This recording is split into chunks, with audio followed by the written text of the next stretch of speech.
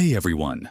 Before we dive in, if you're enjoying what you see, please hit that subscribe button and ring the notification bell. It really helps the channel grow, and you won't miss any of our awesome content.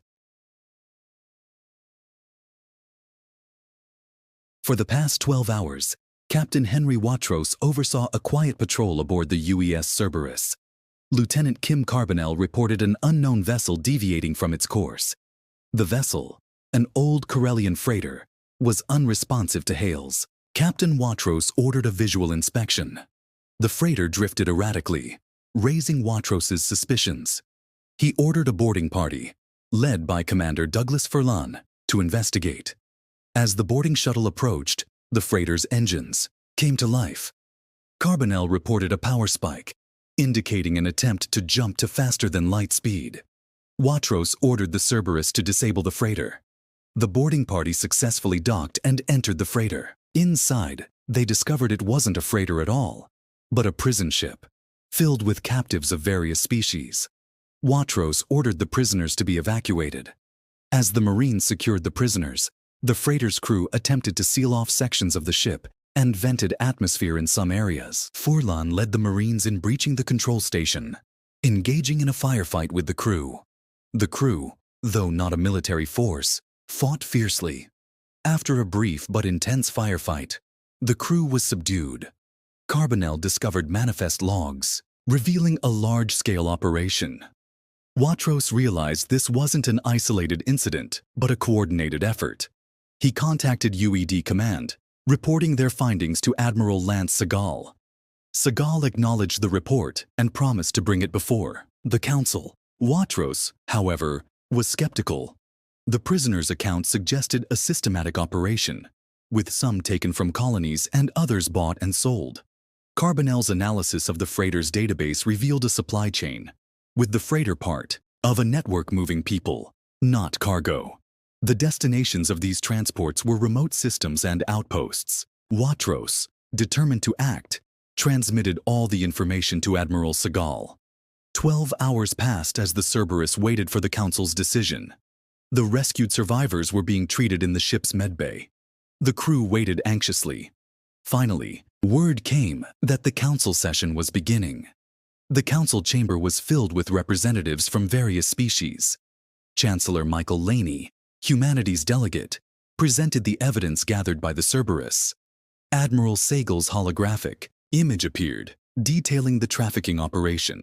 A Vashari representative expressed concern, but other council members, like Azari and a Tran delegate, downplayed the situation, citing political ramifications and the need for due process. Segal argued for immediate intervention, but the council remained hesitant. A Gavari representative stated the council would consider the matter. Segal, frustrated by their inaction, declared that if the council wouldn't act, they would. The transmission ended. Back on the Cerberus, Watrous and his crew discussed the council's inaction. Carbonell reported a new transmission from a fringe colony in the Vyar system. They had found human prisoners among the captured. This revelation solidified their resolve. Watrous ordered the information to be sent to UED Command. Admiral Segal, upon receiving the transmission and seeing the images of human prisoners, prepared for action. He contacted Chancellor Laney, informing him of the situation and the UED's intention to act independently. Laney didn't object. Segal then convened a war council with key fleet leaders, informing them of the human prisoners and the council's inaction. He declared a mobilization of forces, with the goal of eradicating the trafficking operation. He also initiated contact with alien factions who had suffered similar losses at the hands of the slavers, seeking their support. The response was swift. The Vashari Coalition, the Tari Compact, and the Drari warlords all pledged their fleets to the cause. With the Allied forces assembled, UED intelligence pinpointed the enemy's stronghold in the Yar X system. It was an unremarkable system, but frequently visited by unregistered freighters. A war council was convened aboard the UED Scourge. Segal outlined the plan: a two-pronged attack, with the UED fleet striking the enemy headquarters and Allied forces targeting outposts and prison colonies. Any stronghold that didn't surrender would be destroyed. A Tal'Ari captain emphasized the need for coordination. Sagal stressed the urgency of the situation. A Drari warlord raised the issue of the council's reaction. Sagal stated that by the time the council reacted, they would be committed, forcing the council to decide whether they supported slavers. The decision was made to strike immediately. In a small village, a cat named Whiskers discovered a magic fish in a pond. The fish promised 3 wishes in exchange for its freedom. Whiskers wished for endless fish, a cozy bed, and a bell that rang softly. The fish granted all 3 wishes and swam away, leaving Whiskers content and purring in the sun.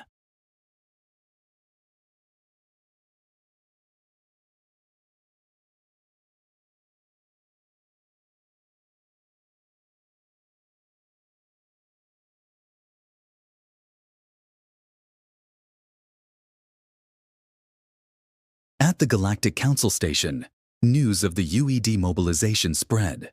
Council members questioned Chancellor Laney, demanding an explanation. Laney remained composed, stating he was learning of the situation along with them. He emphasized that he didn't control the UED's actions. A Tran diplomat accused him of knowing about the mobilization beforehand. Lani countered that he didn't control the UED, just as they didn't control their own fleets. The council realized they had lost their leverage. The Kasari delegate asked if Lani supported the UED's actions. Lani replied that the UED didn't start fights, but they ended them. Back in the war room, the UED fleet, along with allied forces, began moving toward the YAR-X system. Admiral Sagal led the attack aboard the Scourge. Their strategy involved coordinated assaults on multiple fronts. As Sagal's fleet approached the YAR-X system, they encountered less resistance than anticipated. However, this was a trap. Hidden, enemy warships emerged, launching a coordinated attack. The UED fleet was caught off guard, suffering heavy losses. The Cerberus was also hit. Sagal ordered a full fleet combat formation and focused fire on enemy command ships. The enemy's defenses and technology proved to be more advanced than anticipated. The battle was fierce, with both sides exchanging heavy fire. In a small village, a cat named Whiskers discovered a magic fish in a pond. The fish promised 3 wishes in exchange for its freedom.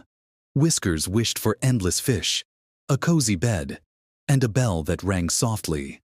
The fish granted all 3 wishes and swam away, leaving Whiskers content and purring in the sun. Military-grade technology was evident, confirming this was more than a crime syndicate. It was a military force. Commander Tessa Vale of the UED Valkyrie reported critical shield damage. Sagal reassured her, but the battle was intense, with close-quarters combat and heavy losses on both sides. The Cerberus, despite inflicting damage, was overwhelmed. Sagal, recognizing the odds, ordered a fleet-wide broadcast, appealing to all human ships for reinforcements. He emphasized the gravity of the situation, the fight against slavery, and the need for unity. Within moments, transmissions flooded in from human captains pledging support. The Cerberus crew watched as multiple FTL jumps were detected. Human ships on their way. Despite knowing reinforcements were coming, they knew they were outnumbered, and the wait would be agonizing. Watto steeled his crew for the fight. The UED fleet fought strategically, targeting critical subsystems and using unconventional tactics. Sagal ordered decoy flares to mislead the enemy. The Scourge's shields began to fail, and despite efforts to reroute power, the inevitable happened. The shields collapsed, and the ship was hit, causing explosions and breaches. Just as all hope seemed lost, FTL signatures appeared. Human ships emerged, changing the tide of the battle. Admiral Adavali Walger of the Osiris announced their arrival. The battle shifted from a desperate defense to a counteroffensive. The net commanders realized they were now trapped. The Scourge, though damaged, became a symbol of resistance. More reinforcements arrived, turning the tide completely. Sagal ordered an all-out advance. The Osiris led the charge, followed by the Marduk and the Giant. The net's fleet began to break. their command channel filled with panicked orders. Watos confirmed the enemy's fragmentation. A transmission from a Vashari commander confirmed the liberation of the prison colonies. Watos, his resolve hardened, ordered the destruction of any remaining net forces. The UED fleet pursued the fleeing enemy ships, destroying them one by one. The net's flagship, a massive dreadnought, attempted a rally, but it was too late. The Scourge and the Osiris unleashed a devastating barrage, crippling the dreadnought. Sagel, in a final act of defiance, positioned the Scourge directly in the path of the dreadnought, unleashing everything it had. The dreadnought was destroyed. A desperate surrender plea was ignored. The remaining net ships attempted to flee but were cut down. The net fleet was obliterated. The void was filled with wreckage. Sagal ordered a stand-down and status reports.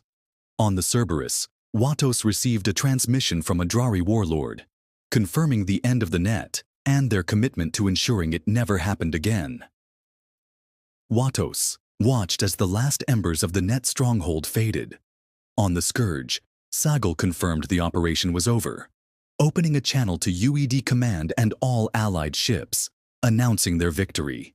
The UED fleet, without celebration, turned and set course for home.